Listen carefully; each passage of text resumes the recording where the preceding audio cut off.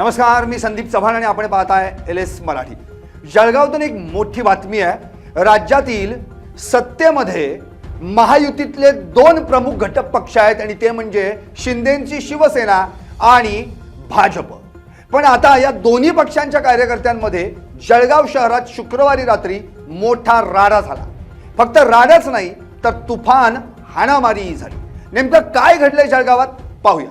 हा राडा रस्त्यावर न होता थेट शनीपेठ पोलीस ठाण्याच्या आवारातच झाल्यानं शहरात एकच खळबळ उडाली। महापालिकेच्या कॉन्ट्रॅक्टच्या वादातून सुरू झालेल्या या वादाचं पर्यवसान तुंबळ हाणामारीत झालं, ज्यामध्ये भाजपचे माजी नगरसेवक कैलास सोनवणे जखमी झाले।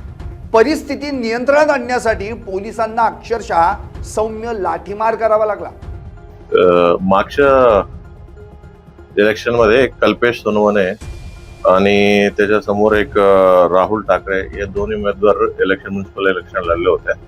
आज नेमका काहीतरी कॉर्पोरेशनचे टेंडर निघाले होते म्हणते, त्या विषयावर दोन्ही उमेदवार आणि त्यांच्यासोबत 10 ते 12 लोक त्यांनी शनीपेठ पोलीस स्टेशन हद्दीमध्ये त्यांचा रोडवरती त्यांचं भांडण झालं होते।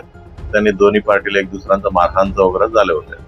मग त्या संदर्भाने पोलीस स्टेशनला दोन्ही लोकांना पोलीस स्टेशनला आणले होते। मग त्यांचा दोन्ही लोकांचा फिर्याद नोंदवणं चालू होत्या। एकाला एका रूम मध्ये, दुसऱ्याला दुसऱ्या रूम मध्ये त्यांना बसून घेतलं। मग ही जेव्हा घटना त्या रोडवरती मारामारी झालं होतं तेव्हा राहुल ठाकरे ह्या माणसं तिथं नव्हते।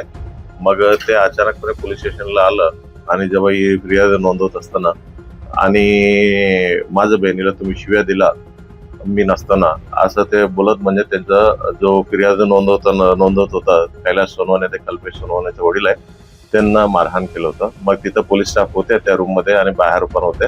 ते पूर्ण सिच्युएशन 2-3 मिनिटांमध्ये आवरण्यात आलेलं आहे आणि दोन्ही पक्षाच्या लोकांचं FIR नोंदवणं चालू आहे आणि त्यांचं म्हणण्यानुसार FIR दाखल करू आणि पोलिसांतर्फे देखील आम्ही FIR नोंदवणार आहे आणि अरेस्ट आणि पुढील कारवाई आम्ही करणार आहे।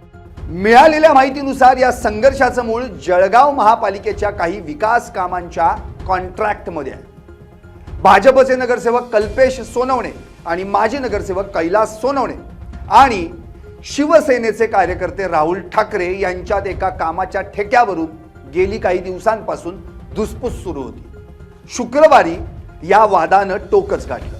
दोन्ही गट एकमेकांविरुद्ध तक्रार देण्यासाठी रात्री उशिरा शनीपेठ पोलीस ठाण्यात दाखल झाले। पोलीस ठाण्याच्या आवारात दोन्ही बाजूचे शेकडो कार्यकर्ते जमा झाले। सुरुवातीला शाब्दिक चकमक उडाली आणि नंतर अचानक दोन्ही गटातील कार्यकर्त्यांमध्ये बाचाबाची वाढली आणि मग त्याचं रूपांतर थेट हाणामारीत झालं।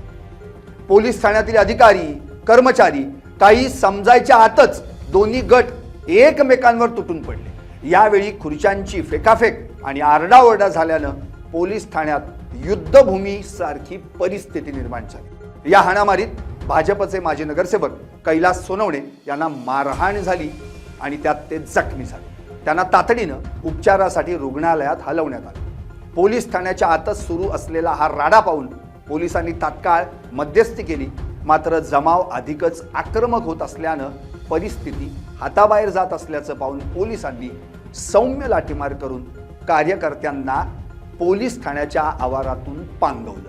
या घटनेमुळे पोलीस प्रशासनाच्या सुरक्षिततेवरही प्रश्नचिन्ह निर्माण झालं। जळगाव हा राज्याचे ग्रामविकास मंत्री गिरीश महाजन आणि पाणी पुरवठा मंत्री गुलाबराव पाटील यांचा बालेकिल्ला मानला जातो। भाजप आणि शिवसेना हे दोन्ही पक्ष राज्यात सत्तेत, पण स्थानिक पातळीवर मात्र त्यांच्यातील संघर्ष आता चव्हाट्यावर आलाय। या घटनेनंतर दोन्ही पक्षांच्या वरिष्ठ नेत्यांनी अद्याप आपली अधिकृत प्रतिक्रिया दिलेली नसली तरी कार्यकर्त्यांमधील हा तणाव आगामी निवडणुकांच्या पार्श्वभूमीवर महायुतीसाठी चिंतेचा विषय ठरू शकतो। या घटनेनंतर जळगाव शहरात विशेषतः शनीपेठ भागात तणावपूर्ण शांतता आहे।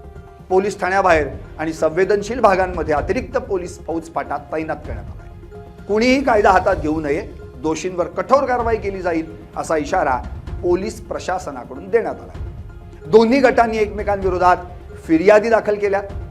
पोलीस CCTV फुटेजच्या आधारे पुढील तपास करतात। सत्ताधारी पक्षांच्या कार्यकर्त्यांनी थेट पोलीस ठाण्यातच कायदा व सुव्यवस्थेचा फज्जा उडवल्यानं जळगावच्या राजकीय वर्तुळात या घटनेची तीव्र चर्चा सुरू आहे। पाहत रहा LS मराठी, सत्याच्या पाठी, बातम्या सर्वांच्या सर्वांसाठी।